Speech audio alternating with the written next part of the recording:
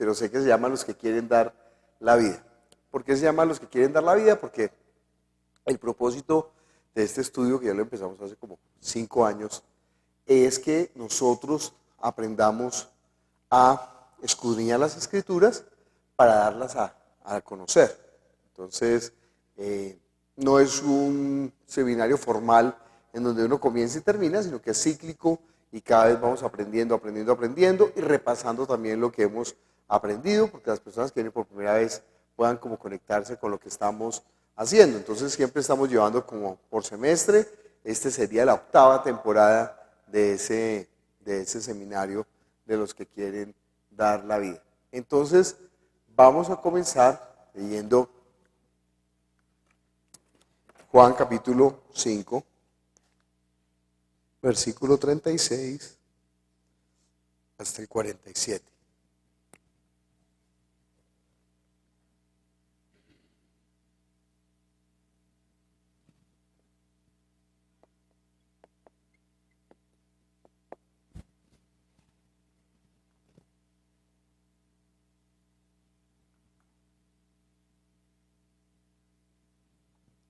Vamos a leer todos unánimes juntos.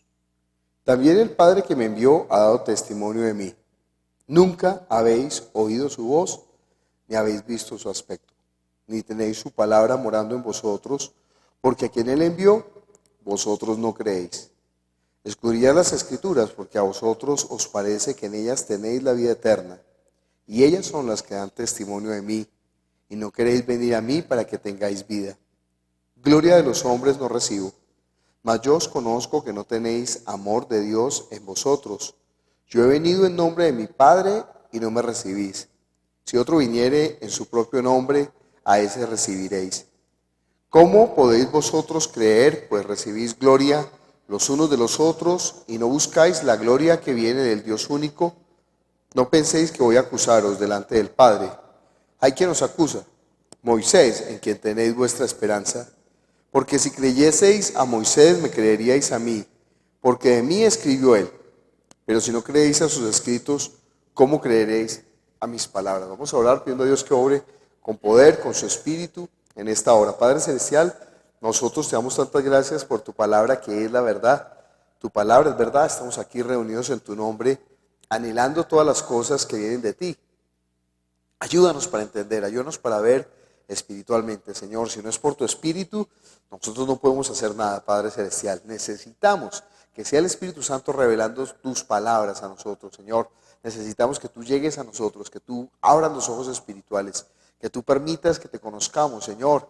Tú quieres que todos los hombres te conozcan y lleguen al conocimiento de la salvación.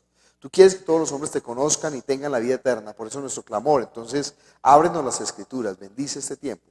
Te damos gracias, te lo pedimos en el nombre de Jesús. Amén.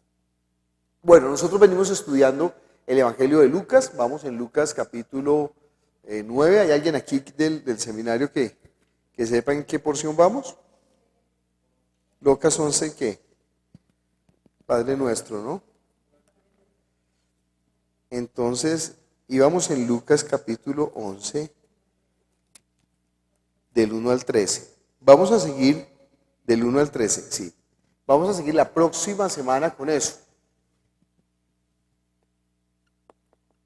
Hoy vamos a hacer la introducción de esta nueva temporada del seminario.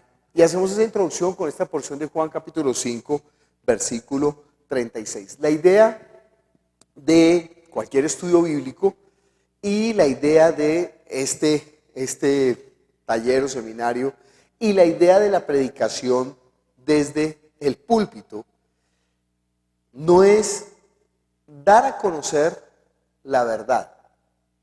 ¿Por qué? Porque nosotros no tenemos la verdad. Nosotros nunca vamos a tener la verdad, sino que nosotros hemos encontrado la verdad que es Jesucristo. Entonces nosotros nunca, yo no puedo decir, yo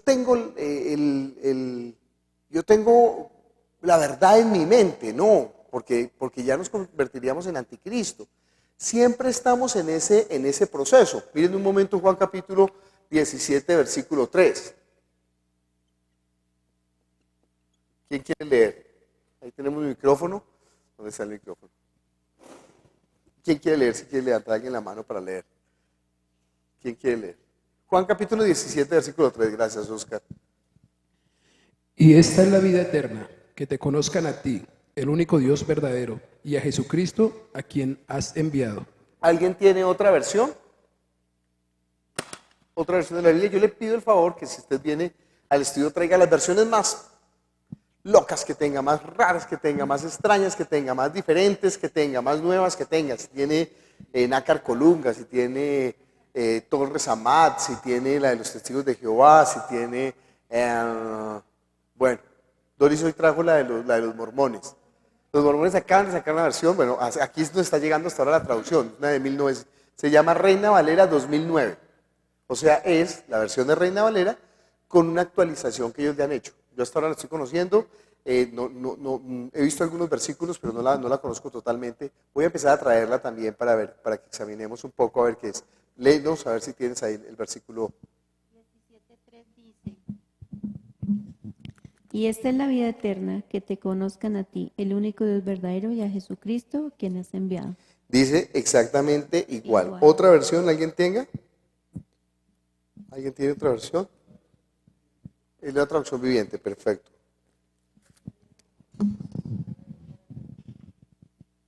Y la manera de tener vida eterna es conocerte a ti, el único Dios verdadero, y a Jesucristo, a quien tú enviaste a la tierra. Bueno, me gusta mucho la traducción de los Testigos de Jehová, y me gusta mucho no por un capricho personal, sino porque está mejor traducido. En la versión de los Testigos de Jehová ellos han cuidado mucho de guardar los tiempos verbales del griego. Entonces en el griego hay varios tiempos verbales. Hay un tiempo verbal, por ejemplo, que es del pasado, que tiene repercusiones hacia el futuro. Hay tiempos verbales que son completamente del pasado. Hay tiempos verbales que son del presente, pero que su origen es del pasado. Hay tiempos verbales que son del presente, pero tendrá repercusiones perpetuas en el futuro.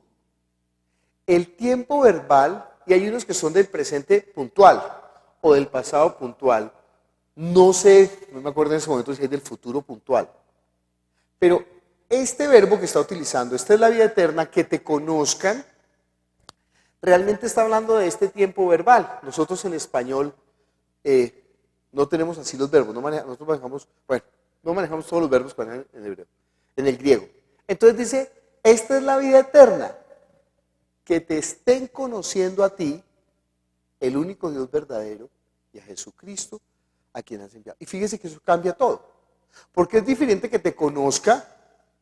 Por ejemplo, yo digo, no, yo conozco, me dicen, ¿usted conoce a Cristian? Y digo, sí, yo conozco a Cristian. Falso de toda falsedad. ¿Usted conoce a Cristian? No, yo lo estoy conociendo. Creo que el mismo Cristian no termina de conocerse cada día. Oiga, yo hice eso, yo estoy pensando así, ¿qué pasó? ¿Sí? Pero imagínense en cuanto a Dios. Quien diga que conoce a Dios es mentiroso. Quien diga que tiene el conocimiento pleno de la verdad es anticristo, solamente uno tiene el conocimiento de la verdad. ¿Quién? Jesús. Y Él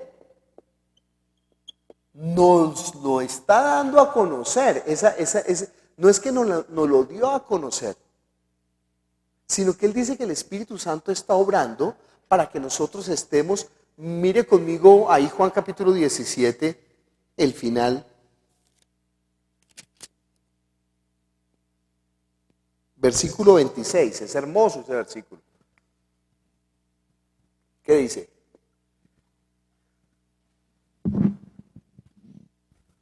¿El 26? 26. Y yo les he dado a conocer tu nombre y lo daré a conocer para que el amor con que me amaste esté en ellos y yo en unión con ellos. Entonces fíjese que ahí se complementa, lástima que en la versión que tenemos, que no es la de los Testigos de Jehová, no traduzcan, y esta es la vida eterna, que te estén conociendo. Porque ahí dice, y lo he dado a conocer y lo daré a conocer aún. ¿Cómo dice Reina Valera? Ahí tiene Cristian otra, pásenle por favor el micrófono. Luchi, ¿cómo estás? Dios te bendiga. Aquí dice, Les he dicho quién eres y no dejaré de hacerlo para que se mantengan unidos a mí. Qué y para buena que me versión. amen a los demás como tú y yo. ¿Qué versión es? Esa es la traducción en lenguaje actual. ¿Cómo dice otra vez? Dice, ¿ese qué versículo es? 26. Dice, les he dicho quién eres y no dejaré de hacerlo para que se mantengan unidos a mí y para que amen a los demás No. como tú y yo nos amamos. Qué belleza, dice, para que se mantengan unidos a mí. Entiende que en el momento que una persona diga que ya conoce la verdad, deja de necesitar de Cristo, se vuelve ya independiente, se vuelve autosuficiente. Yo soy, por eso digo que se convierte en anticristo. Nosotros hemos de estar siempre, y eso no es una idea ideal que estamos diciendo, es la verdad. Hemos de estar siempre sorprendiéndonos ante la palabra, porque siempre ante la palabra estaremos conociendo. Hoy estaba hablando con una persona, entonces hablábamos de esto, que Jesús es el camino. Perdón, pregunta, ¿cuál es el fin de ese camino? Ok, el fin de ese camino es el Padre. Pregunta, ¿cómo es el Padre?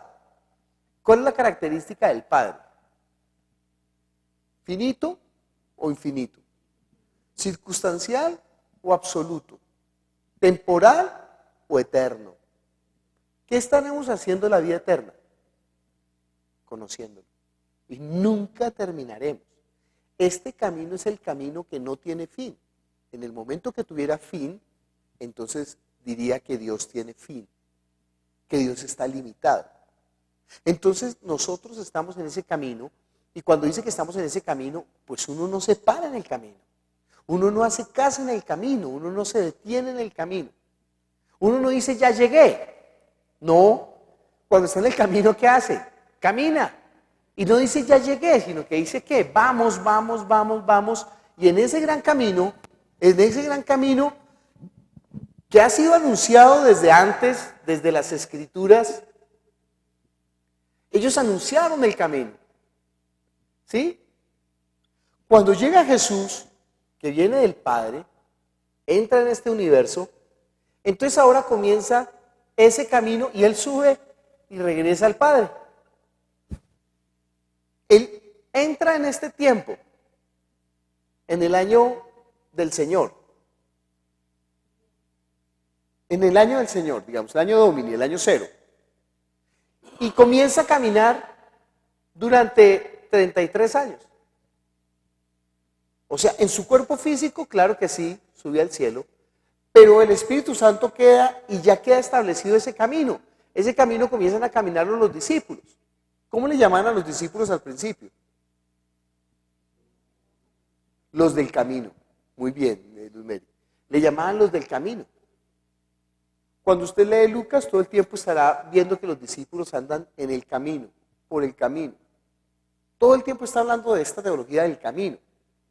Y él dijo, no, yo soy el camino, la verdad y la vida. Y en ese camino, nosotros en algún momento estábamos ahí, perdidos.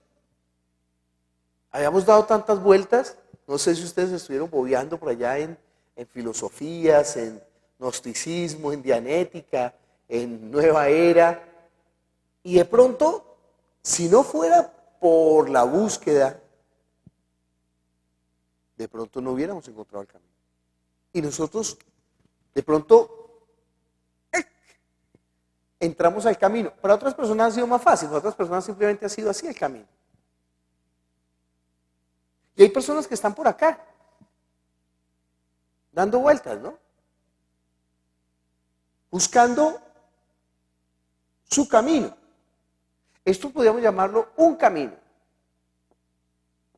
Cuando la gente dice que cada religión es un camino, está bien. Lo que pasa es que Jesús es el camino. Y entonces, ¿cómo hacemos nosotros que ya estamos en el camino para conectar a estas personas al camino? ¿Cómo hacemos para llevarlos, para hacerlos a entrar en ese camino? ¿Cómo hacemos nosotros para decirle, mire, Claro que sí, por ejemplo, él es testigo de Jehová, y muestre, cuénteme. No, es que yo sé que, bueno, sí, usted sabe que eso está bien, pero esto está mal. Porque mire, porque Jesús dijo, no porque en mi iglesia dice, no porque en mi religión dice, no porque mi dogma lo dice, no porque yo creo y a mí me parece, sino que el hombre tiene ese pensamiento y uno le dice, sí hermano, pero mire, usted está pensando esto, pero confrontando con lo que con lo que Jesús dijo, ¿usted qué opina? Creo que si nosotros llegamos de esa manera a la gente, pocas personas dirían, no, Jesús se equivocó, yo tengo la razón. O cuando nosotros comparamos las verdades del mundo, las verdades con la verdad, pues ¿qué va a prevalecer? La verdad. Y puede ser que estas verdades en algo se ajusten a la verdad, pero definitivamente no son la verdad, porque son verdades de este mundo, son filosofías de este mundo, son cosas de abajo. No es que no sean válidas, sino que nosotros no estamos hablando de las cosas de abajo, sino de las cosas de arriba. Ellos están hablando a partir de Génesis capítulo 1, versículo 1, nosotros estamos hablando a partir de Juan capítulo 1, versículo 1. Y esto es lo espiritual, esto es lo eterno, esto es lo verdadero. Pero nosotros no le estamos hablando algo que nosotros ya tenemos, sino algo que estamos teniendo. Lo de nosotros es un camino, nosotros estamos caminando en ese camino. No es que ya llegamos a la meta. No, Pablo le dijo, mire, yo prosigo a la meta del supremo llamamiento. Yo voy, trasiego. Nosotros somos peregrinos, somos extranjeros. Vamos hacia allá. Somos los peregrinos que vamos hacia el cielo. Pero ni siquiera en el cielo terminará ese camino. ¿Por qué? Porque en el cielo estaremos conociéndolo. Por eso se llama la vida eterna. La vida eterna tiene un principio que no tiene fin. A no ser que en algún momento del camino nosotros ¿qué? Decidiéramos salirnos del camino y edificarnos una casa. Ahí nos perdimos. Ahí nos perdimos. Y creo que eso es lo que está tratando de hacer el enemigo. O eso es también lo que trata de hacer nuestra carne. De aferrarse de alguna manera a lo que no es trascendente, a lo temporal, a lo pasajero. Y es particular que nosotros empezamos como a extraernos y empezamos a apostarle a eso pasajero nuestra vida. Olvidando que realmente Él es el camino, Él es la verdad, Él es la vida. Muchos de nosotros hemos llegado de diferentes maneras a ese camino, y la historia creo que de los hombres, cuando usted lee la palabra de Dios, son esos hombres que entraron en ese camino de Jesús. Desde antes de la antigüedad, desde Abraham, ¿no? Él sabe ese camino. Le dice él, en el tiempo de la vida volveré a ti. Por tu casa se va a manifestar el Mesías. Y entonces Abraham guardará la palabra con la fe para poder pertenecer, para poder ser parte de la vida del Mesías. Pero es una pretensión muy absurda cuando nosotros, yo no sé por qué, de dónde nos vino esa pretensión de que nosotros ya lo sabemos todo, ya tenemos la verdad. Y es más, con mucha suficiencia, con poca misericordia miramos a los demás, pensando que nosotros ya hemos alcanzado. Y resulta que no, apenas, como dijo San Agustín, somos un mendigo que le dice a otro mendigo dónde consiguió pan. Creo que si nosotros nos quitáramos esa suficiencia que tenemos en nuestra mente y permitiéramos más bien que la humildad del Espíritu obrara, nuestra predicación sería más valiosa, nuestra predicación sería más poderosa, nosotros podríamos hacer más para el reino de los cielos. Fíjese, el Señor Jesús se despojó de ser igual a Dios y se hizo ¿qué? Como uno de nosotros. Y no nos habló en lenguaje espiritual, sino que él antes dijo, mire, el reino de los cielos es como como un sembrador que salió a sembrar. Miren, el reino de los cielos es como quien enciende una lámpara y la pone sobre el selemín, sobre el almud, sobre la mesa. Mire, el reino de los cielos es como un padre de familia que mandó a sus hijos a trabajar. Fíjense que Él no nos habló sino que se hizo. Entonces, nosotros hemos de quitarnos toda esa prepotencia que tenemos para poder volver a ser humildes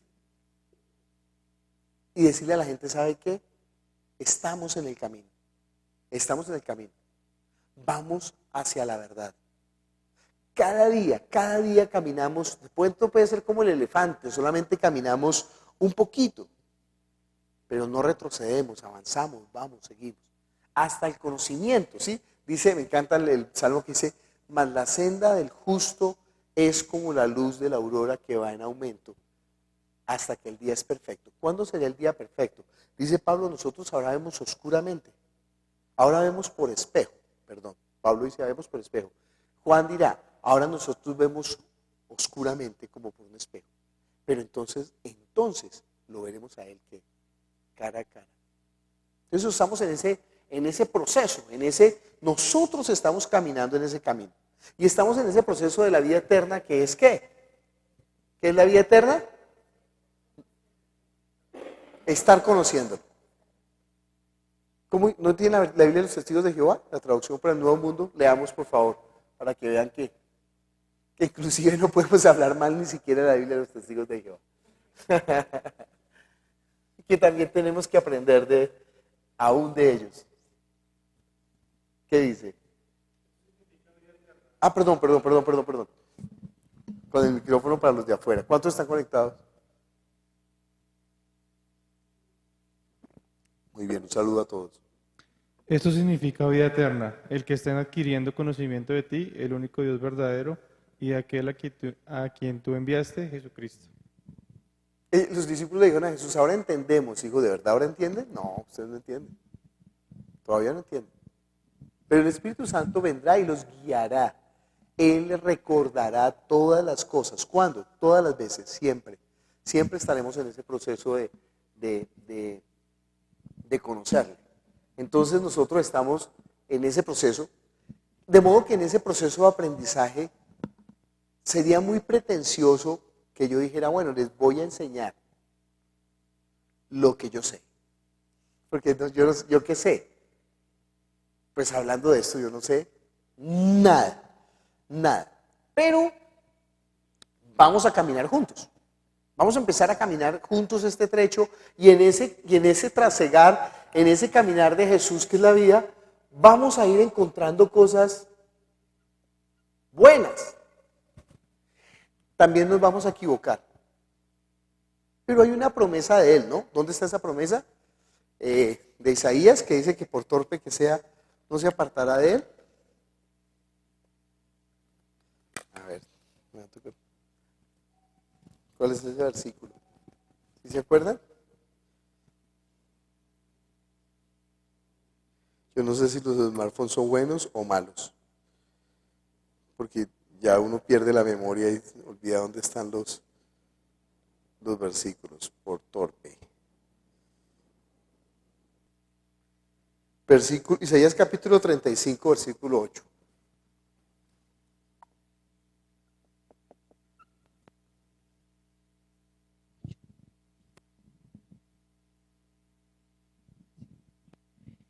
Y habrá allí calzado y camino, y será llamado camino de sanidad. No pasará inmundo por él, sino que él mismo estará con ellos. El que anduviere en este camino, por torpe que sea, no se extraviará. Ok. ¿Alguien tiene otra versión, algo que aporte? ¿Algo que enriquezca? Acá dice, habrá una carrera que será llamada el camino a la santidad. No será transitada por gente impura, sino por aquellos que siguen el camino de la santidad. Los necios no caminarán por él. Sigue. ¿Y el 8 leíste? Ese es el 8. 35:8.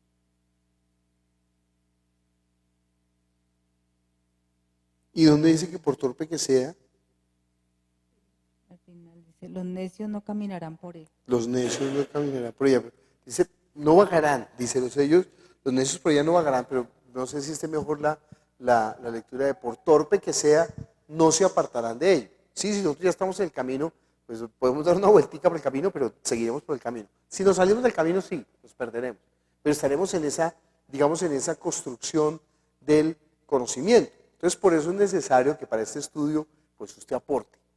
Si usted trae una versión nueva, si usted trae una versión diferente, si usted algo se le ocurre, si piensa, si dice, entonces que usted levante su mano sin temor y diga, mire, me parece que no.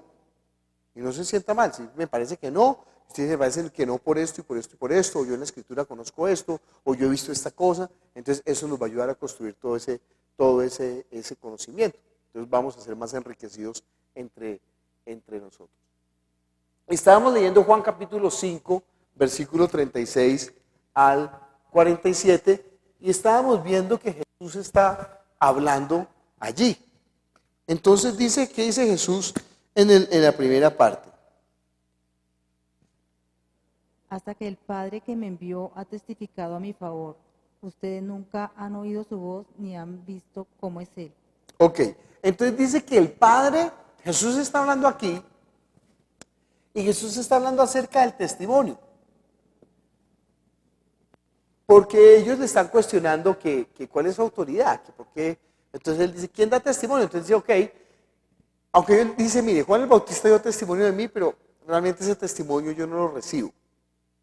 Pero, empieza a decir, el Padre ha dado testimonio de mí.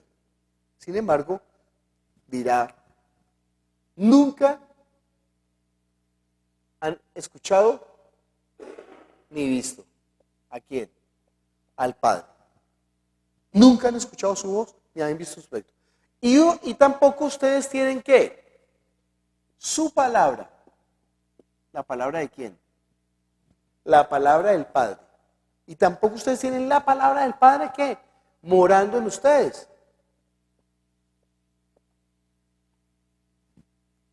No sé si hay otra versión que nos aporte donde diga la palabra morando en ustedes. Si hay otra versión que nos enriquezca o que nos... ¿Es Juan 6, 38?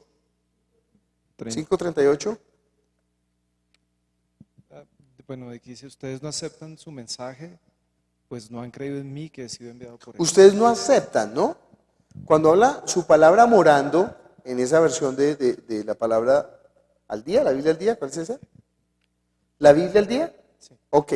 La Biblia al día está diciendo, ustedes no aceptan su lenguaje. Nosotros tenemos que aprender a diferenciar entre una paráfrasis y una versión. La Biblia al día es una paráfrasis. Paráfrasis es que el editor o quien realiza la Biblia, el grupo de biblistas que realiza la Biblia, no se alinea al texto, no se pega tanto al texto, sino que hace una versión libre. ¿Sí? Por ejemplo, voy a hacer una paráfrasis de ojo por ojo y diente por diente. Ojo por ojo y diente por diente. Paráfrasis de Diego Albarracín. Al que le casque, cásquele. Se aparta del texto original, pero trata de mantener ¿qué? La idea.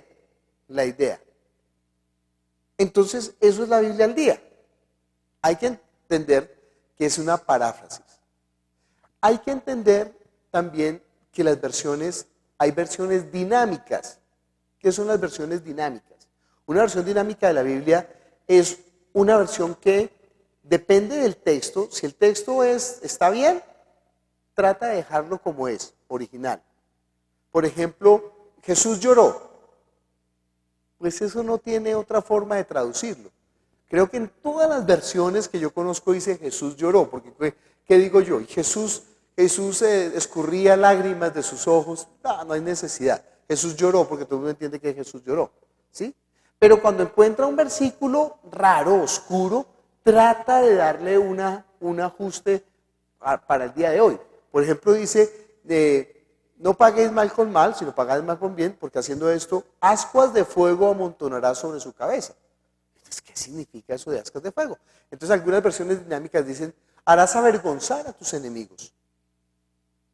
Entonces, eso significa una versión dinámica. Hay versiones literales, que son muy, muy literales.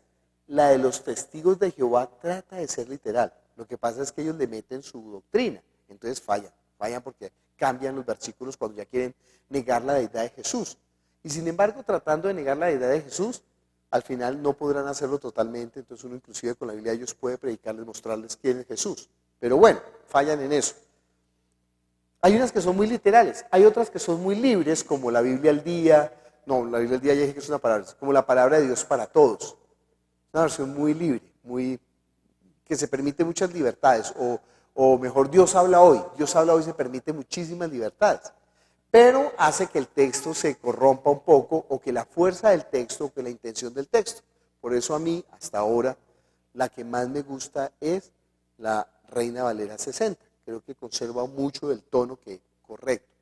No quiere decir que esté mejor traducida, no. Hemos visto, por ejemplo, que hay mejores versículos en los Testigos de Jehová, veremos mejores versículos en Nueva Versión Internacional, pero es interesante tener varios textos. Esto que estamos haciendo se inició desde el principio de la historia de la iglesia. No sé si ustedes estuvieron en el seminario de Historia de la Iglesia y vieron que Orígenes, que era un duro, hizo la Exapla. Eran 6 versiones de la Biblia. Y él, imagínense, en esa época con esas dificultades, escribir texto en seis versiones diferentes. Pues es una machera, y eso se conserva, la Exapla se conserva. Entonces tenemos acceso a los textos, a todas las variantes textuales de la época, pues no a todas, perdón, a 6 de la época, pero hay más, además de esas hay más que nos han llegado por otros lados. Entonces es una machera poder ver los diferentes textos. Una recomendación cuando esté estudiando la Biblia, pues si puede tener, hoy en día con los smartphones, pues es muy fácil, si puede tener varias versiones, pero ahora hay un problema. ¿Cómo saber cuál es la mejor versión? Porque imagínense, 6 versiones. Normalmente, estaremos haciendo los ejercicios mientras estudiamos acá, normalmente cuando casi todas las versiones concluyen en el mismo punto, pues uno declara, creo que esta es como la mejor traducción. Sin embargo, cuando hay versiones que se salen de eso, es interesante ver por qué se salen. ¿Por qué se salen esas versiones?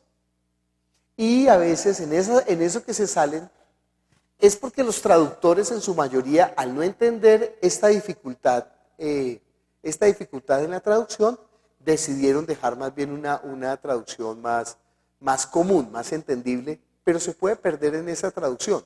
Por ejemplo, cuando está hablando en el Padre Nuestro, dice, el pan nuestro de cada día, dánoslo hoy.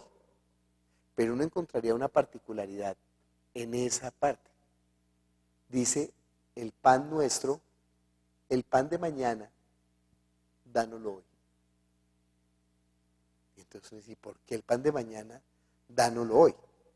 Entonces ahí uno empieza a especular, ¿por qué el pan de mañana, dánoslo hoy?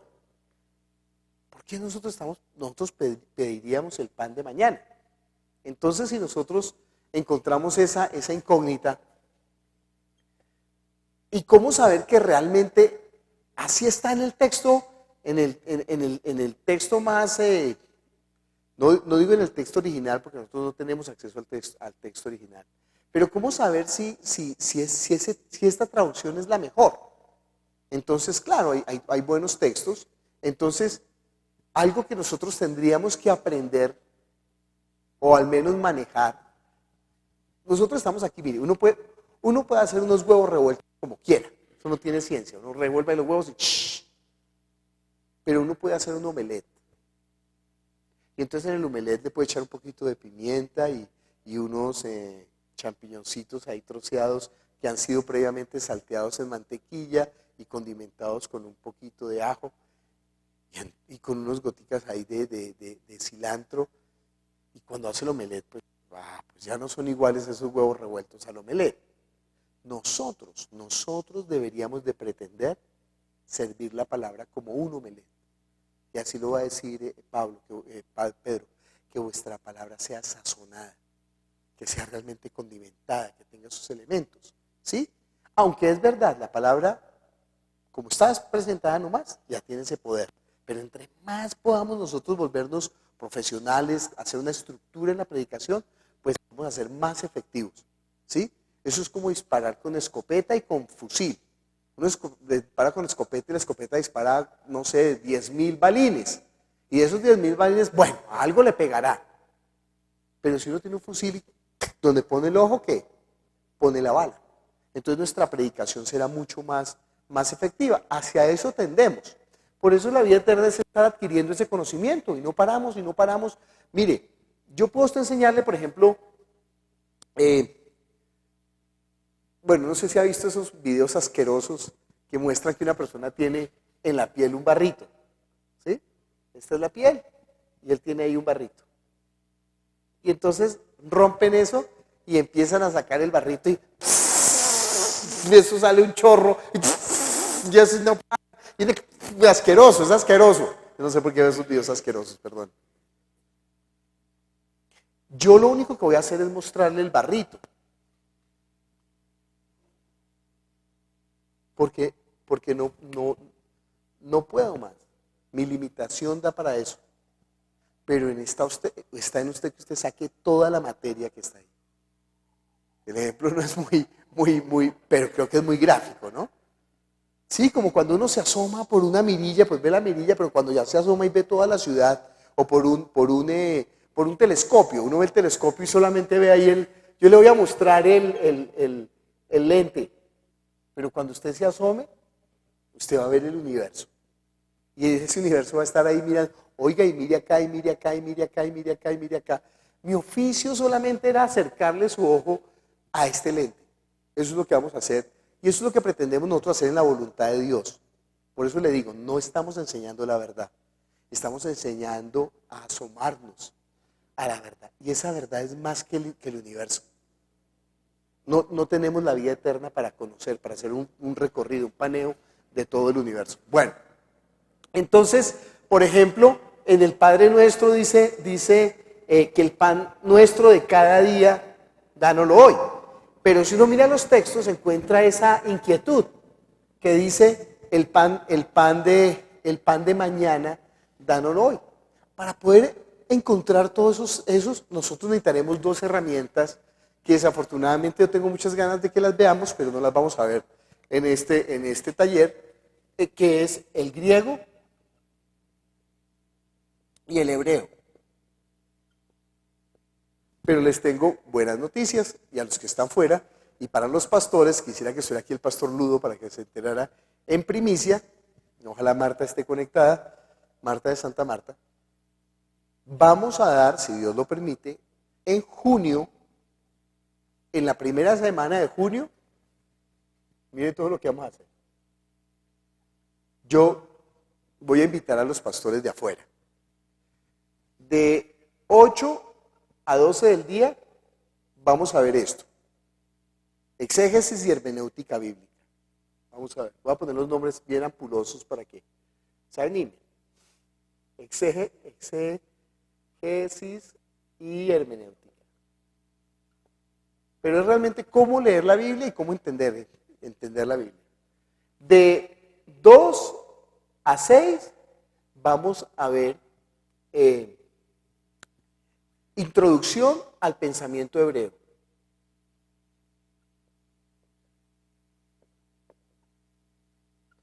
Entonces es aprender a asomarnos al hebreo. Solamente asomarnos. Pero usted ya empezará.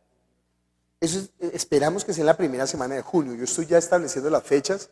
Y de 7 a 9 vamos a tener historia del cristianismo, época medieval. Durante una semana. O sea que durante 5 días, entonces serán 20 horas de exégesis y hermenéutica, 20 horas de introducción al hebreo y 20 horas de historia del cristianismo. Ya estamos cumpliendo nuestro nuestro sueño de la universidad, pero de otra manera, por otro camino.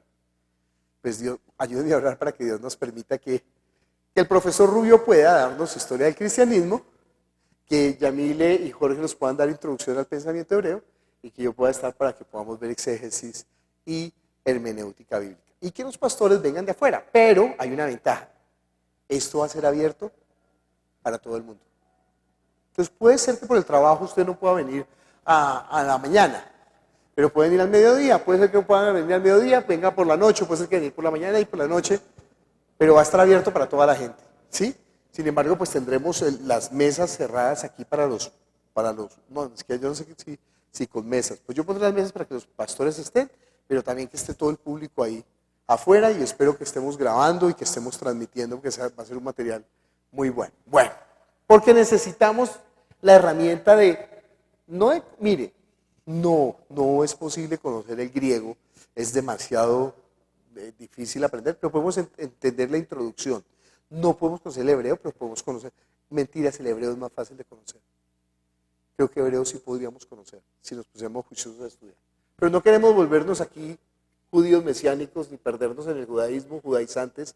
Entonces, bueno, que Dios nos permita conocer los idiomas bíblicos. Ok, estamos en la introducción de este seminario, los que quieren dar la vida a este taller. Entonces estamos viendo que ellos están diciendo, ustedes no tienen su palabra morando en ustedes. Nos decía la versión que tenía Cristian, que ustedes no quieren recibir su mensaje, era como decía. Otra versión,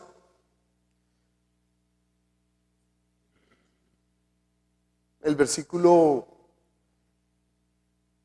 estamos en Juan 5:37, el versículo 37, ¿cómo dice otra versión? 5:30. Está igual en la de los mormones. Otra. ¿No tiene otra versión?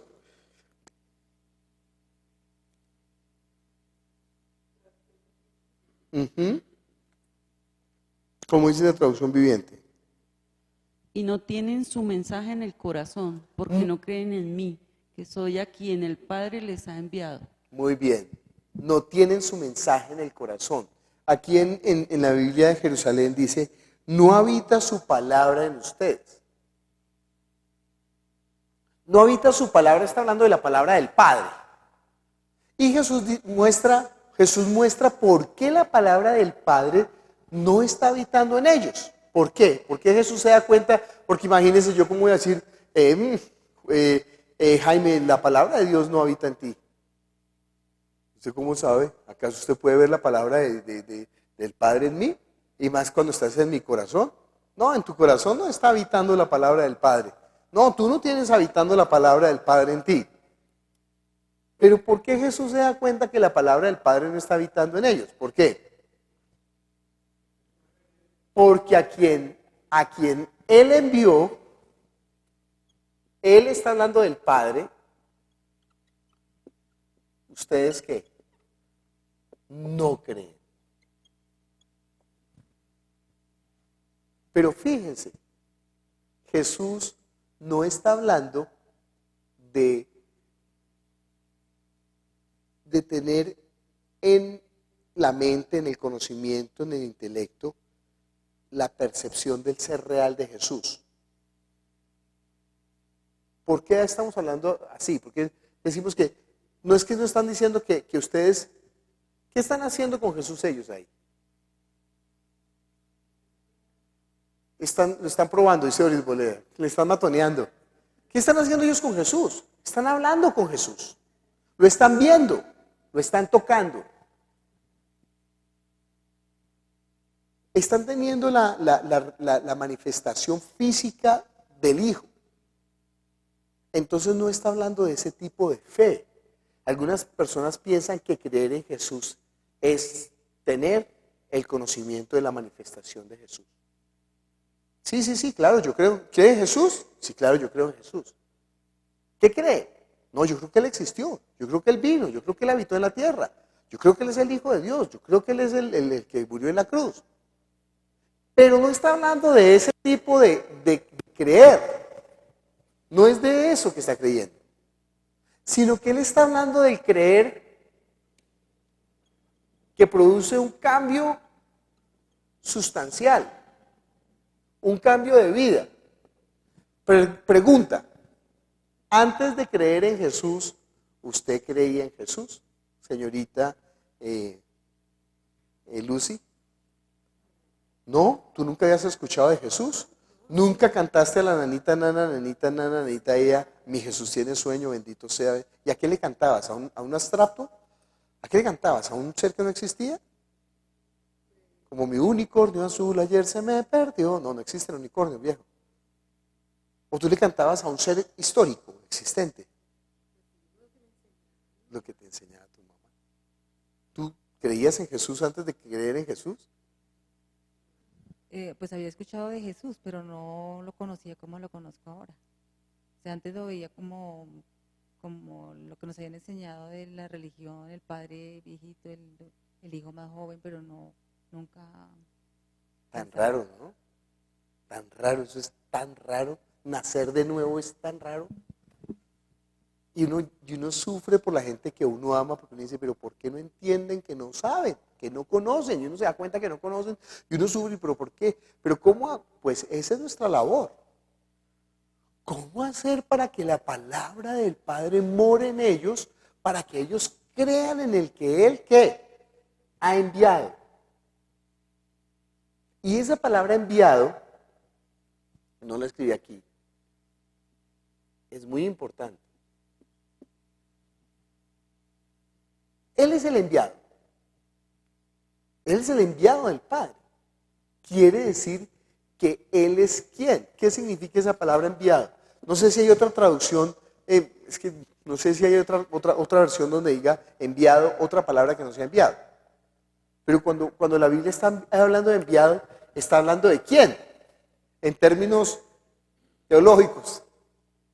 En el Mesías. Eso significa Mesías. Eso significa el Cristo. Eso significa el ungido. Eso significa el designado de Dios para salvar. Eso significa la esperanza de Israel.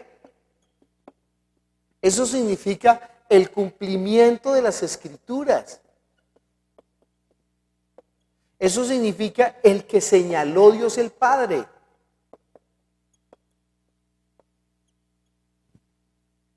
Imagínense, el Padre está diciendo con su dedo, que es la Escritura, en este caso está diciendo, mire, Él es el que había de venir. Y entonces ellos le están diciendo al Padre que no es verdad. ¿Están negando la palabra de quién? ¿Del Hijo? No, a ellos ni siquiera ha llegado la palabra del Hijo. La palabra del Hijo es acto segundo. Primero, para poder creer en el Hijo, tienen que creer en quién, en el Padre que lo envió. Pero si no creen en el Padre que le envió, ¿cómo van a creer en el Hijo? No pueden creer en el Hijo.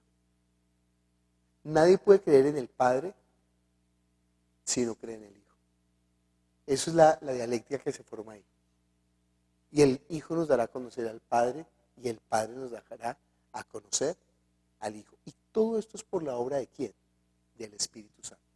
Porque el Espíritu Santo es el que permite que las palabras intelectuales, que las palabras del conocimiento, que las palabras que son fone, que son sonido, se conviertan en vida. Él hace esa transformación. Y ojo, esa transformación está ocurriendo en todo nuestro ser. No, eso ocurre en mi corazón, no, eso ocurre en mi espíritu, no, eso ocurre en mi mente, no, eso ocurre en mi cuerpo. Entienda que si usted no tiene orejas, ¿cómo le va a llegar la palabra? Y cuando hablamos la palabra no es solamente el sonido, sino el mensaje de la salvación. Porque entonces, ¿cómo hace un sordomudo? Pero a él le está llegando ¿qué? El mensaje de la salvación. ¿Sí? No es la palabra como. Y ese mensaje solamente puede ser traducido en espíritu por el Espíritu Santo. Si no fuera por el Espíritu, no podría llegar ese mensaje a nosotros. Entonces dice ahí que estamos en el versículo ¿qué? Porque a quien Él envió, ustedes ¿qué? No creen. Y después dice, algo muy importante. ¿Qué? Escudriñen. Otra palabra, estudien. Otra palabra, ¿cuál? Investiguen. ¿Cuál otra palabra? Busquen. Otra palabra, otra traducción que esté ahí en la Biblia. No inventen palabras. Aquí dice en la Biblia de Jerusalén, investiguen. Usted sabe, ¿no? Con el Eastword es una delicia estudiar con el Eastword. ¿Usted tiene el Eastword descargado? Descárguelo. Ya se puede descargar en el smartphone, pero yo no sé cómo descargarlo. Un día tienes que decirnos cómo se descarga el Eastword. Examinen, estudien, inquieran, indaguen, comprueben, miren. Oiga, no tenga una fe ciega. Aquí Dios no está pidiendo una fe ciega. Jamás, jamás. Es más, la fe no puede ser ciega. Hay gente que dice, no, pues créalo. ¿Por qué? Porque Dios lo dijo. Tiene que creerlo porque Dios lo dijo. No, precisamente Dios lo dijo para que nosotros podamos tener elementos para poder creer. Nadie puede creer en aquello que no conoce. Por eso en las publicidades, ¿qué es lo que hacen? Aunque sean engañosas, tratan de dar a conocer ¿qué? El producto. Compre la olla express Tupperware. Tupperware tiene las facilidades de que tú no necesitas taparla con la mano, sino con la mirada. Y tú la sellas con un besito y entonces ahora cocinarás. ¿Ahora cocinarás? Claro. Sí, claro. Y mira, puedo preparar cerdo, pescado, carne. ¡Oh, qué maravilla! Mi vida va a ser cambiada por Tupperware. Tupperware, llámenos ahora. Y entonces muestran todas las bondades. Entonces ahora la persona puede creer ingenuamente, porque esa publicidad es engañosa. Pero en el caso de la escritura, y acuérdense que la escritura, cuando dice la escritura, está hablando de algo que llaman algunos el Antiguo Testamento. En la Biblia jamás va a llamar a las escrituras el Antiguo Testamento. Dice las escrituras, o la ley y los profetas, o la ley, o la palabra del Padre, o la palabra. Está hablando de las escrituras. ¿Escudriñen qué? No, vayan y lean la historia, vayan y lean los libros de filosofía. No, porque los libros de filosofía no están hablando del mensaje. Escudriñen la palabra del Padre, escudriñen las escrituras. A ustedes les parece que en ellas tienen la vida eterna, pero ellas son las que dan ¿qué? Están dando testimonio de Él. Pero nosotros no queremos ir a Él para tener la vida. Entonces, la pregunta a alguien, ¿quiere tener usted vida eterna? La pregunta es, ¿sí? ¿Qué tiene que hacer? Tiene que obligatoriamente venir a Jesús.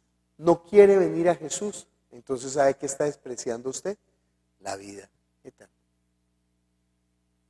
Sencillo. ¿Qué mensaje más sencillo? ¿No le importa? ¿No le interesa? Listo. No, yo quiero aquí comerme todos los chavos, comamos y bebamos que mañana moriremos. Listo. Esa es su opción. Pero olvídese, si usted quiere tener vida eterna, tiene que venir aquí. ¿A quién? A Él. Y no quieren venir a mí para que tengan vida. Porque Él no es un momento, sino que Él es el camino. En el momento en que el caminante para, ¿qué pasó? Así le dijo, ¿qué alcalde fue el que le dijo así a este señor pastuso que venía caminando para rescatar a su hijo? Creo que fue, sí, Moncayo. Y el alcalde era Lucho Garzón. Entonces Lucho Garzón le dijo, mire hermano, en el momento en que el caminante para, dejó de ser caminante. Nosotros estamos en el camino. Y en el momento que dejamos de caminar, en el momento que creamos que ya hemos llegado, nos perdimos. Hemos de estar siempre en ese proceso del conocimiento. Esta es la vida eterna. Están adquiriendo conocimiento de Él. Entonces esas escrituras están dando testimonio ¿de qué? Del camino. ¿Sí? Y no quieren pedir a mí para que tengan vida. Después dice, gloria de los hombres no recibo. ¿Qué es gloria de los hombres? La teología es la gloria de los hombres. ¿Por qué? Porque es los hombres con una lamparita tratando de alumbrar al sol. Yo estoy tratando de revelar algo acerca de Jesús. Yo estoy tratando de revelar algo a Jesús. No puedo. Yo no puedo conocer. Yo no puedo revelar. Yo no puedo dar de manifiesto algo de Jesús que Él ya no haya manifestado. Entonces yo no puedo dar gloria de Jesús. Yo no puedo iluminar. Yo no puedo iluminar a Jesús. Ay, mírelo, mírelo, mírelo. Porque mi lamparita no funciona. Sino que yo tengo que mostrar a la gente, mire, Él es la luz, Él es. No, yo no, mírelo, mírelo a Él. Gloria de los hombres, ¿qué? No recibo. La teología es la gloria de los hombres. La teología es el hombre tratando de explicar a Dios. La teología es el hombre tratando de dar a conocer a Jesús. ¿Entiende por qué es tan inútil la teología? No sirve, no funciona. Por eso nosotros queremos a la palabra de Cristian el micrófono, por favor, para Cristian, ¿dónde está?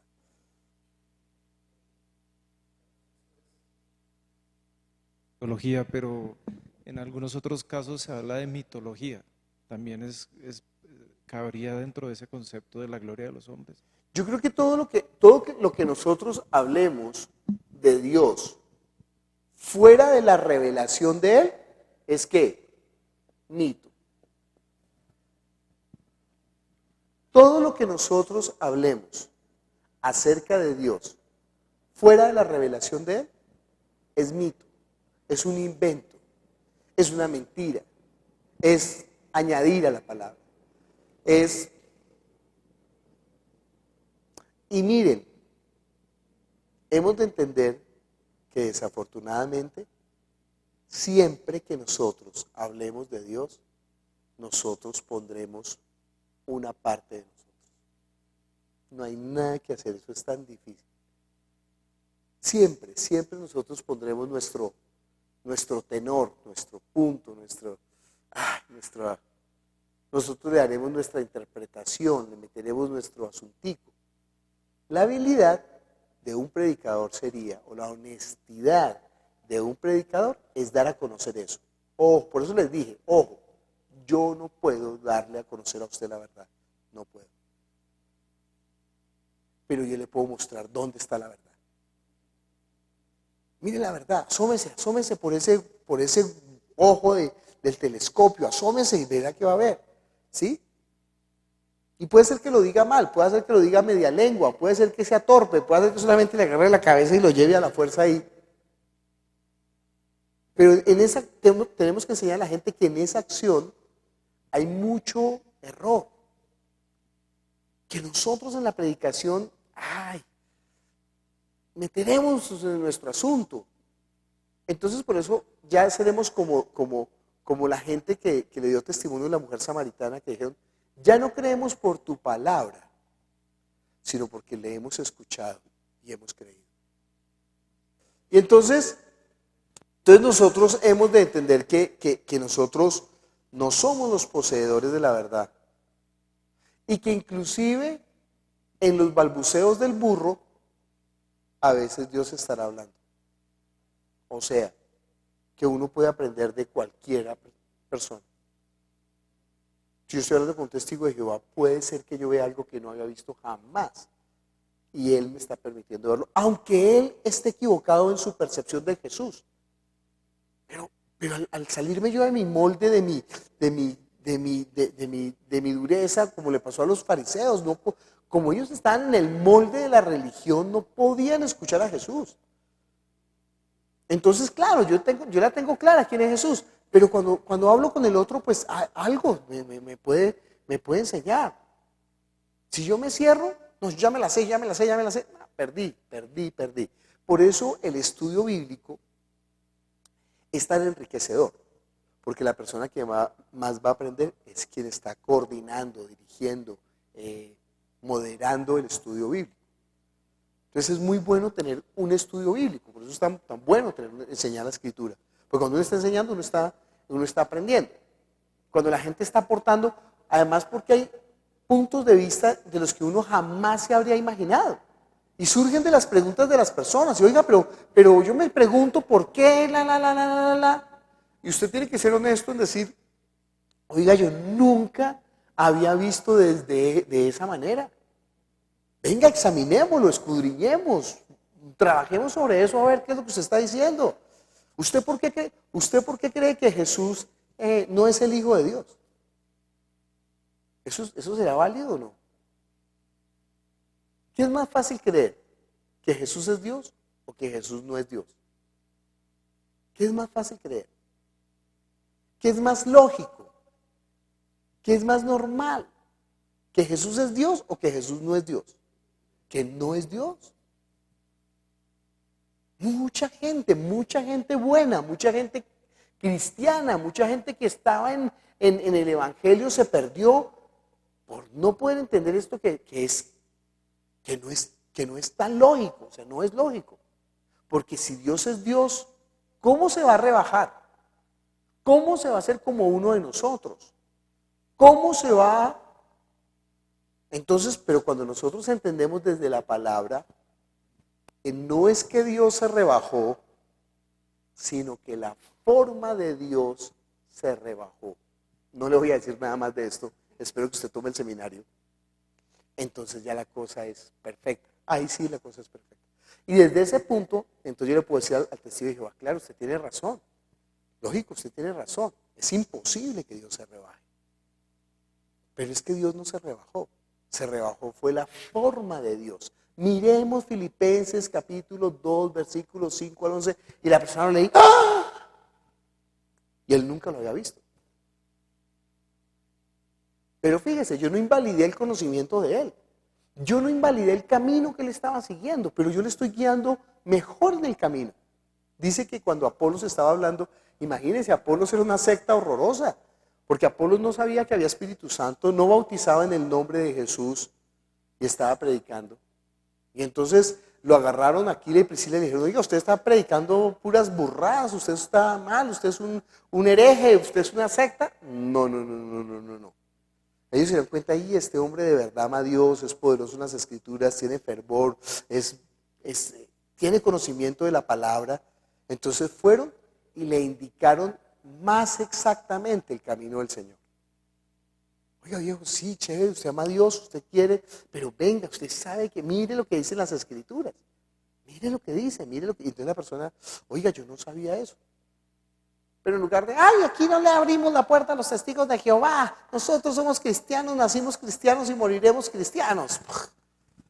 Entonces ya lo estoy maldiciendo porque estoy cerrando la puerta.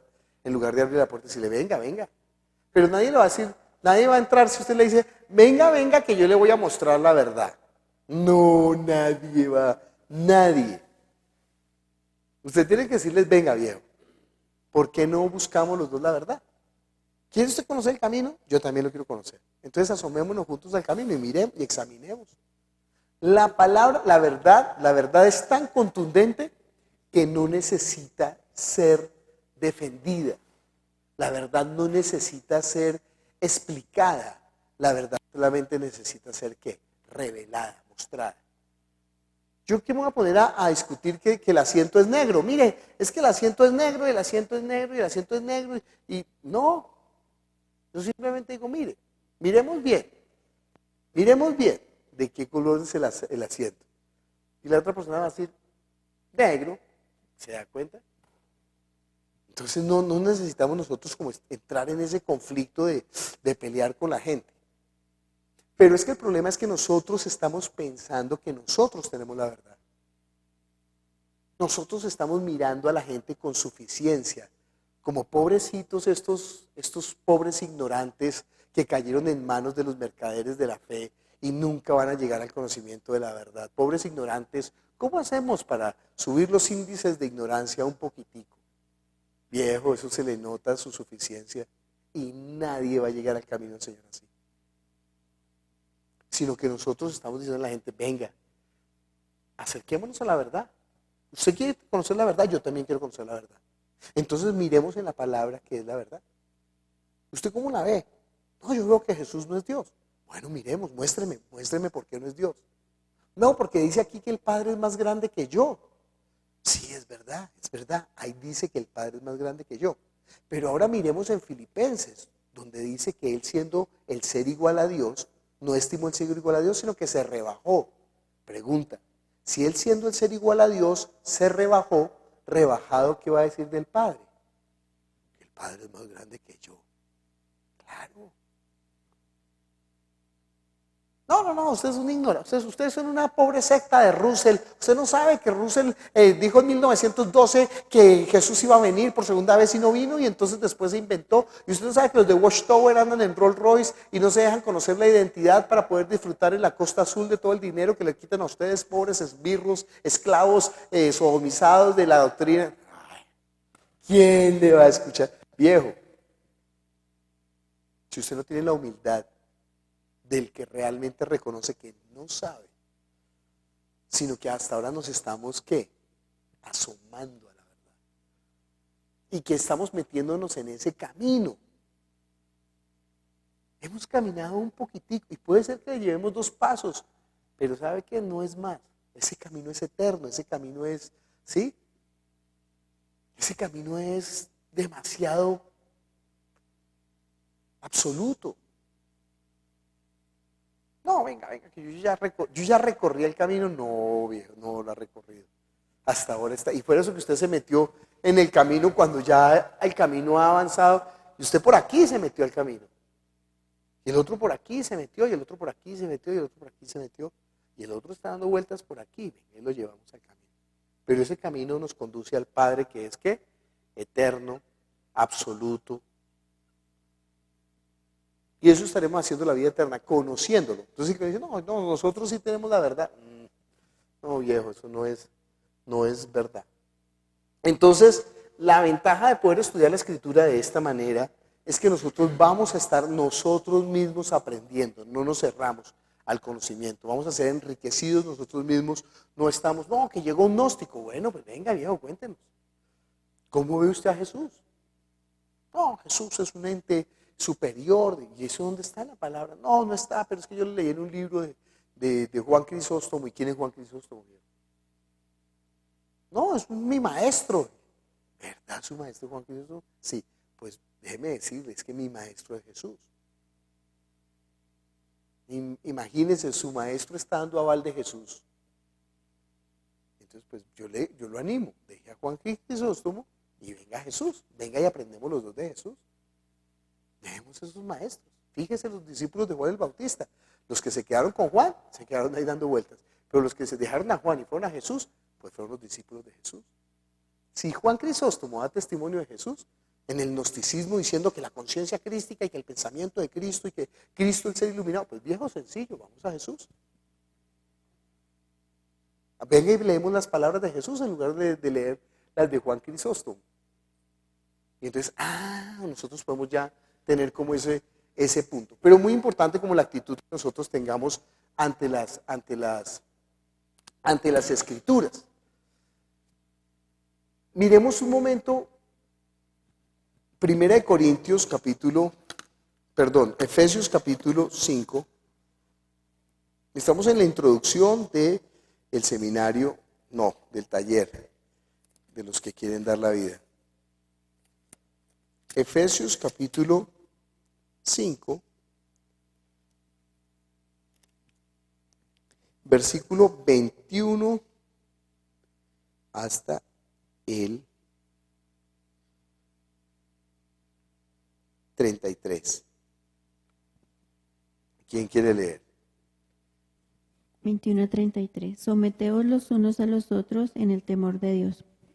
Las casadas estén sujetas a sus propios maridos como al Señor, porque el marido es cabeza de la mujer, así como Cristo es cabeza de la iglesia, y Él es el Salvador del cuerpo.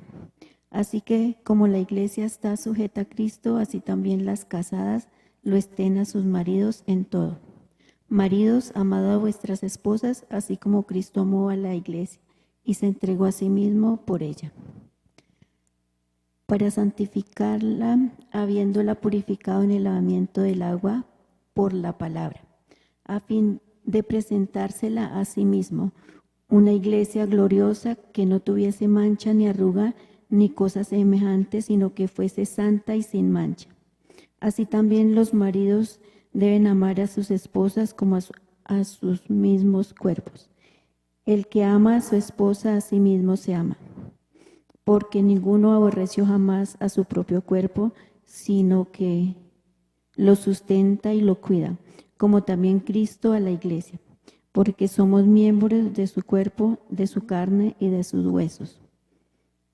Por esto dejará el hombre a su padre y a su madre, y se allegará a su esposa, y los dos serán una sola carne.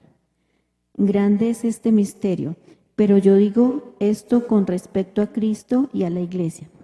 Por tanto, cada uno de vosotros ame también a su esposa como a sí mismo, y la esposa respete a su marido. Si usted ha leído el libro de los Efesios, aquí Pablo está hablando, empieza a hablar a la iglesia. Y hablando a la iglesia, empieza a darle unos consejos prácticos a la iglesia que cómo deben comportarse en el mundo. Y hablando de esos consejos que le da la iglesia de cómo deben de comportarse en el mundo, comienza a hablar de un tema específico. ¿De quién habla ese tema específico? De la pareja, del hombre y de la mujer, del marido. Interesante saber cuál es esta palabra marido en griego, y de la esposa. Pero interesante cómo es la exégesis y la hermenéutica que Pablo va a hacer. Estoy utilizando dos palabras que no son bíblicas, son palabras de la teología, pero las uso porque mucha gente trata de descrestar a otras personas con estas palabras. Por eso para nosotros tienen que convertirse en palabras comunes para que no. ¿Qué significa exégesis y qué significa hermenéutica? Entonces, exégesis significa cómo entender un texto. ¿Sí? Por ejemplo, no es lo mismo decir, esta mañana estábamos utilizando unos términos con Ludo. Dinos algo bien venezolano que nosotros no entenderíamos. Dinos una expresión bien venezolana. Algo de que ¿sí? Tomar la cola. Uno se acerca a una mujer y entonces le dice, oye Lucy, ¿me das la colita? Entonces ella saca y me pega. Grosero. Porque no sabe que en Venezuela dar la cola es llevarlo en el carro al lugar donde va. ¿Cómo diríamos aquí? ¿Me das un chance? Y eso que chance es como en la costa que después se vino acá. ¿Sí? ¿Me das una palomita? Decían más los cachacos. ¿Me das un aventón? ¿Me das un aventón? ¿Sí? ¿Verdad? Mortal. ¿Qué significa? Paloma es qué? ¿Verdad?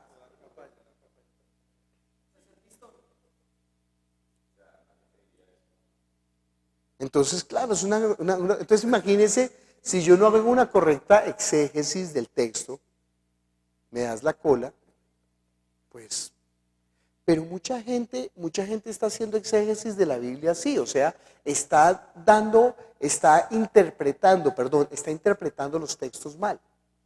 Y al interpretar los textos mal, entonces va a ser una hermenéutica horrorosa. Porque hermenéutica viene de Hermes, un semidios, que cogió el fuego de los dioses y se lo llevó a los hombres. Entonces, ese proceso de tomar la información y darla a conocer, que es la interpretación bíblica, que debería ser lo más fielmente posible, perdón, no es la interpretación, es dar a conocer la interpretación bíblica. Exégesis es la interpretación, exégesis.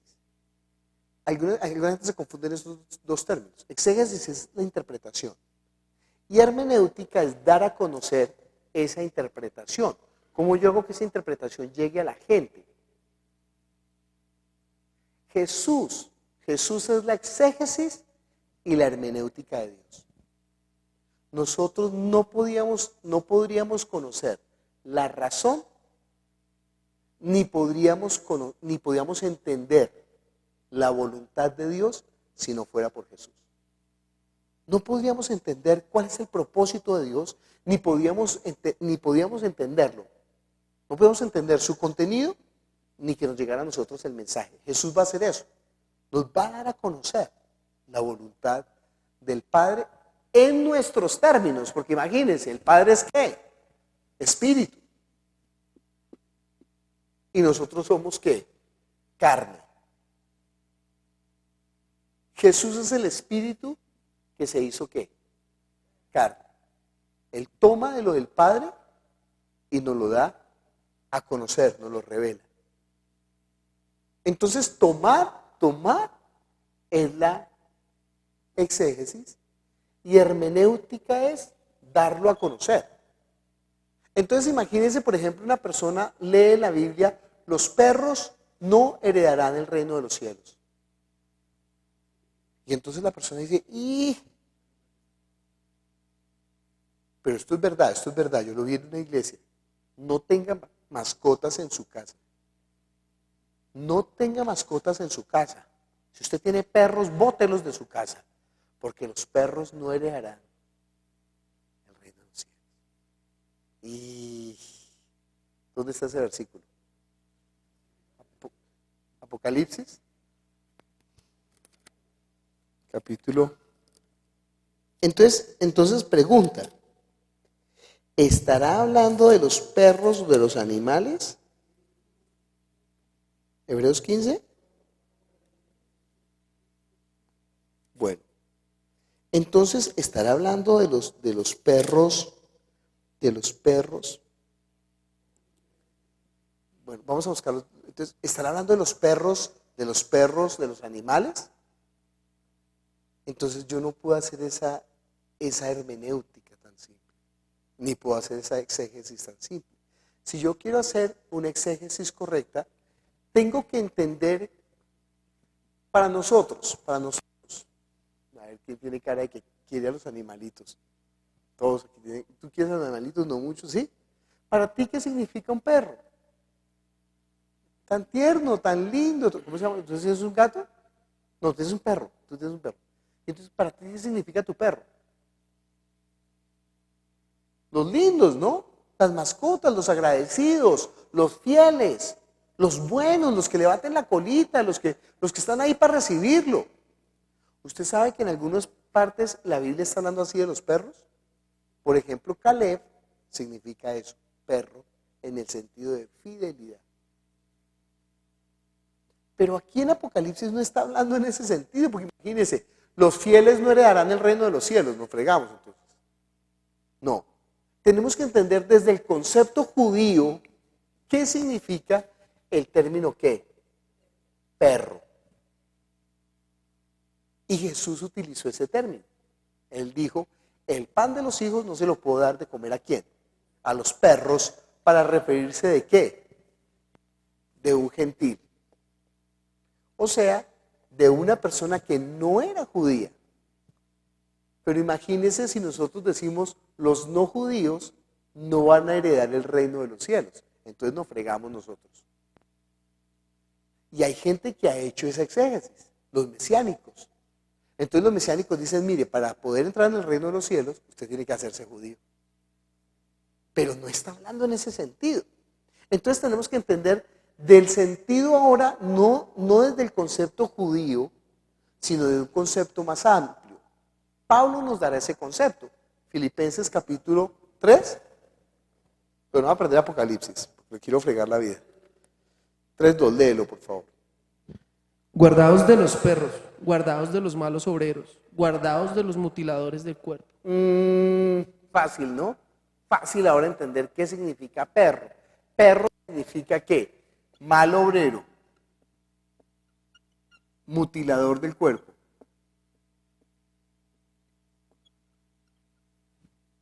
Entonces, por favor, los cirujanos estéticos no van a entrar en el reino de los cielos. ¿Entiende cómo la gente llega a unos estados? Pero de verdad, así están haciendo la exégesis. ¿Qué significa un mutilador del cuerpo? Lee, por favor, en la versión actual, Filipenses 3:2. Entonces tampoco, oiga, ninguno de los rusos colombianos va a entrar en el reino de los cielos. Rusos aquí en Colombia, le hago la exégesis, no significa personas de Rusia, la esposa de Ludin es de Rusia. Rusos significa los que trabajan en la obra, haciendo edificios y pegando ladrillos. Filipenses 3:2. Entonces los rusos colombianos, todos los rusos casi que trabajan mal, no van a heredar el reino de los cielos, porque son malos obreros.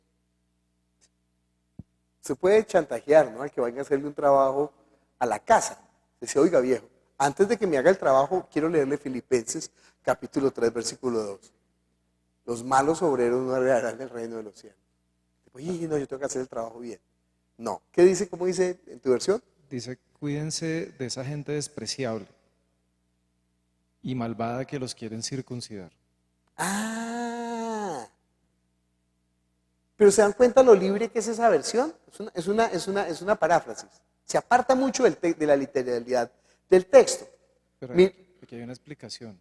Dice, gente despreciable, la palabra griega que aquí se usa significa perros. Es un insulto y los judíos lo usaban para referirse a los no judíos. Pablo lo usa para referirse a algunos judíos que obligaban a los cristianos no judíos a circuncidarse y a practicar otros ritos del judaísmo. Claro. No sé si hay otra versión donde diga malos obreros de otra manera.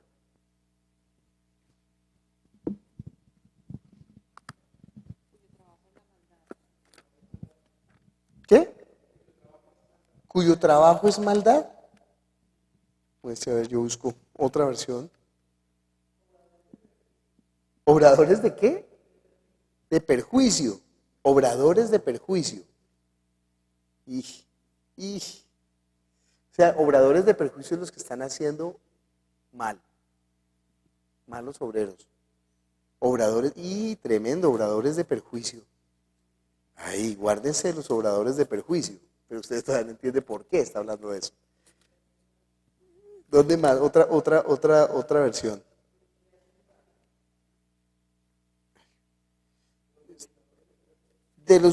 Sí, pero estamos buscando primero malos obreros. Vamos a ver después mutiladores del cuerpo.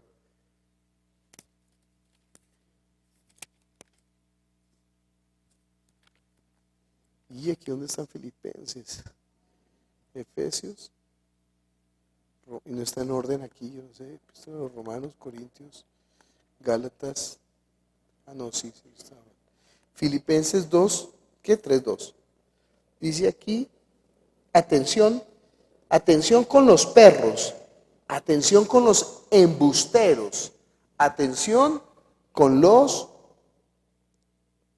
la mutilación. Bueno, malos obreros, otra versión, ¿no? Perversos agitadores. Perversos agitadores. No, estamos hablando de Filipenses. Filipenses, ¿qué dice Filipenses? Entonces, bueno, estamos viendo que estos, en todo caso, son gente, cuando nosotros escuchamos la palabra obrero, ya sabemos que pidamos al Señor de la mies que envíe obreros a su mies. Quiere decir que es gente que está trabajando en la obra. Pero esta gente que está trabajando muy mal, muy mal. ¿Por qué está trabajando muy mal? Y Pablo nos llama a los mutiladores del cuerpo. Pero en otras versiones que hemos leído, estamos hablando de los que están pidiendo que se circunciden. En otras palabras, está hablando de los que dicen que hay que guardar ¿qué? La ley para ser salvos. Tenaz, ¿no?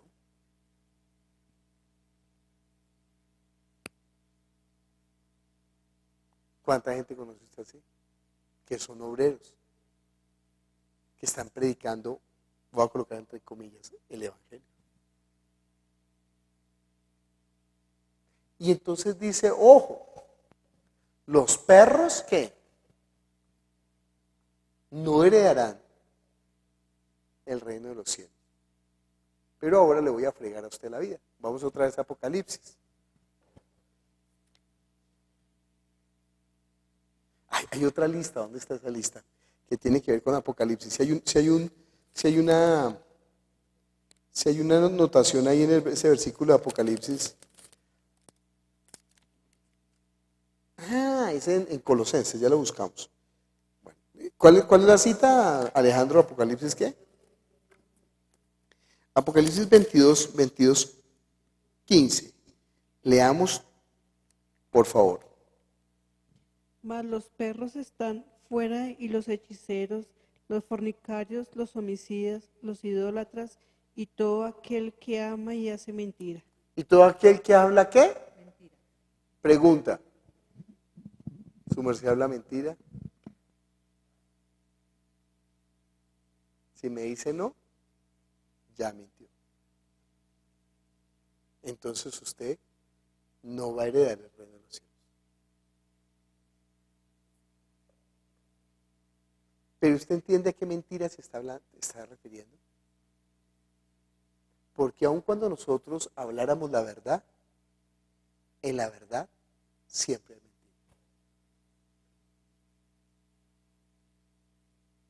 Pero está hablando es de esa mentira, de los que están cogiendo la verdad y la están cambiando por la mentira.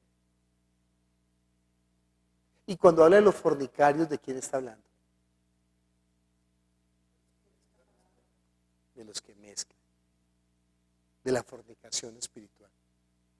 Entonces uno, miremos, la otra lista está en Colosenses, capítulo. Estoy buscando el versículo que dice, ¿no sabéis que los no heredarán el reino de Dios? ¿O no sabéis que los afeminados, los que se acuestan con varones, los que... Fácil, busque en el smartphone la palabra afeminado y ahí aparece de una. No está esa palabra, sino creo que solamente ahí. Corintios 6:9, busquemos. De eso se aprovechan los del movimiento contra el LGTB para salir a tirarles. Dice así 1 Corintios 6:9. ¿No sabéis que los injustos no heredarán el reino de Dios? No os dejéis engañar, ni los fornicarios, ni los idólatras, ni los adúlteros, ni los afeminados, ni los que se echan con varones, ni los ladrones, ni los avaros, ni los borrachos, ni los maldicientes, ni los estafadores heredarán el reino de Dios. ¿Usted se escapa de esa lista? ¿No es maldiciente? ¿No es ladrón? ¿No es avaro? Porque podría ser que no fuera afeminado. Podría ser que no fuera homosexual. Podría ser que no fuera borracho. Podría ser que no fuera ladrón. Podría ser que no fuera ultrajador. Podría ser que no fuera explotador. Podría ser. Pero Pablo está hablando, mire, ustedes estaban andando, ustedes estaban antes en este camino. Ustedes ya no están en este camino. Ustedes se pasaron a este camino.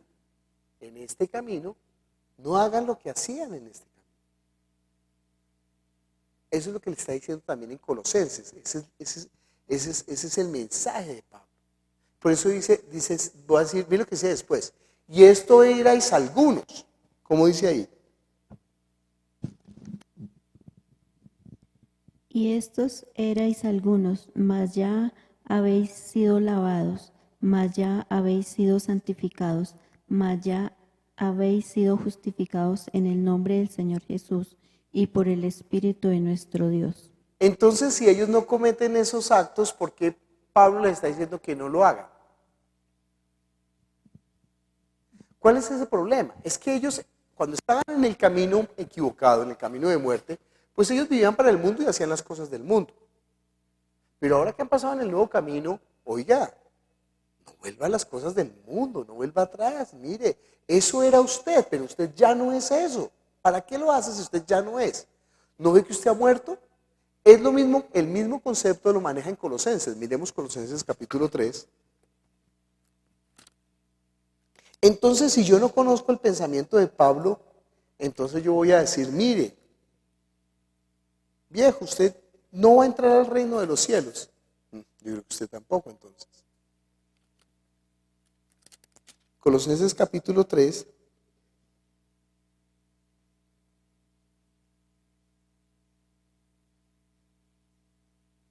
Versículo 5 en adelante. ¿Quién dice?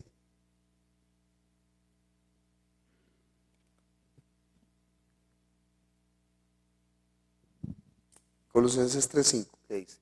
Haced morir, pues, lo terrenal en vosotros, fornicación, impureza, pasiones desordenadas, malos deseos y avaricias, que es idolatría. Cosas por las cuales la ira de Dios viene sobre los hijos de desobediencia, en las cuales vosotros también anduvisteis en otro tiempo cuando vivíais en ellas. ¿Se da cuenta ese pensamiento? Dice, ustedes ya no viven para eso. Ustedes ya no viven en eso. Ustedes ya viven en Cristo. ¿Viviendo en Cristo qué? Oiga, hagan morir eso. No vivan para eso. ¿Por qué? Porque puede ser que por estar viviendo para eso, ustedes caigan del camino de la verdad. Pero imagínense, yo le pregunto, por ejemplo, a Cristian, tú, no sé, ya pagaste el TV cable y él no lo ha pagado. Me dice, sí. Y en ese momento se derrumba el edificio y nos morimos los dos. Él era cristiano y no había pagado el TV cable. Los mentirosos no heredarán el reino de Dios. Se perdió bien. ¿Será que es así?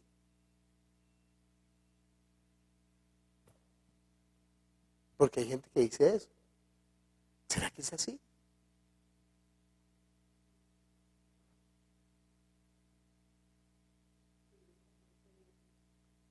Claro, nosotros tenemos que aprender. Mire, aquí Génesis 1:1. Aquí Juan 1:1. Ahora, ¿cuál es el problema de estar en este asunto? Porque dice, mire, los perros, los malos obreros estarán ¿dónde? ¿Fuera de dónde? De la ciudad celestial, pero están en el cielo. Tan charro, ¿no? ¿Qué es lo que está perdiendo? Galardones. ¿Qué es lo que está cambiando? Está cambiando un lugar en el reino, un lugar en la mesa del Padre, un lugar en la ciudad santa, por las algarrobas de los cerdos. Va a heredar, pero de pronto va a heredar solamente como siervo. Va a heredar, pero va a heredar con los que están afuera. Pero estos no están en el infierno. Otros sí estarán en el infierno, claro que sí. Pero imagínense si usted está pensando, oiga, entonces yo puedo pecar porque en todo caso me voy a salvar. ¿Ustedes saben que hay iglesias donde enseñan eso? Yo estuve en una iglesia donde decían, no importa, de barrendero en el cielo. Ay, no, eso no es el evangelio. Porque Jesús dijo, ¿sabe qué? No, si alguno quiere ser mayor, ¿sabe qué? Sacrifíquese aquí. Eso es lo que estábamos viendo el domingo. Sacrifíquese aquí porque ¿sabe qué? Vale toda la pena en su lugar en el cielo.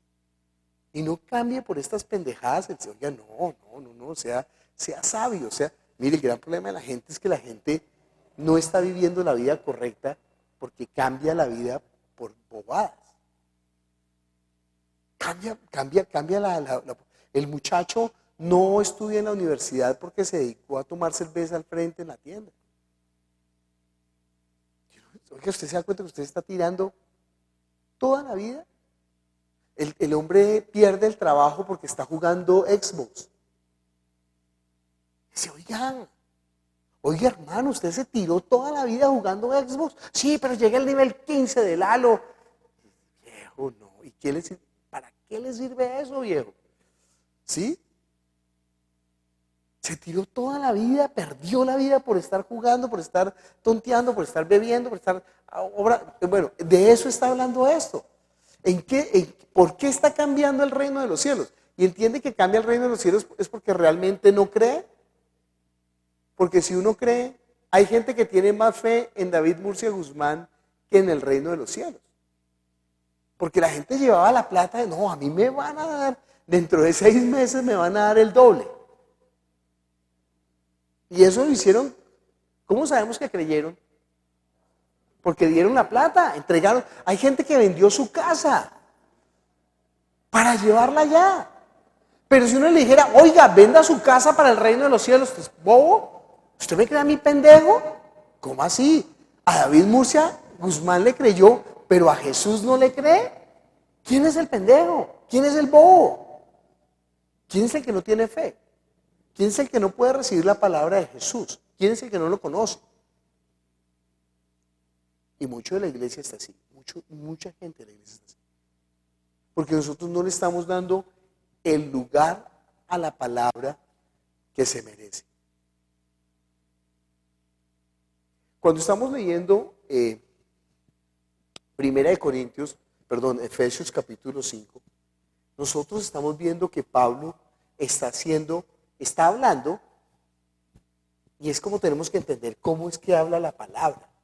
Él está hablando de una situación real, o sea, históricamente, para hacer una buena exégesis, históricamente él le está hablando a una iglesia que está ubicada en Éfeso.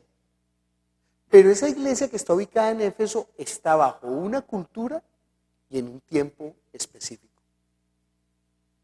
Y yo no puedo traer esa cultura a mi día de hoy, porque no es igual.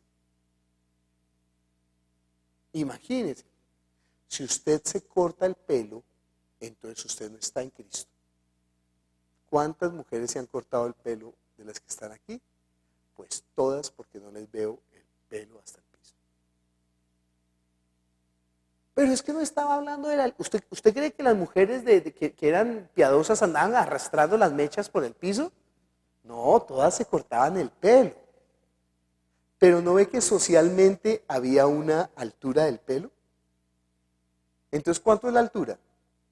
O sea, hay un pastor ahí en la puerta de la iglesia midiéndole el pelo a la gente, diciéndole, ¿quién tiene el pelo correcto o no? Porque ¿cuánto es el pelo largo? ¿Sí? Por ejemplo, aquí todos estamos calvos. Pero digamos, por ejemplo, Camilo tiene el pelo largo.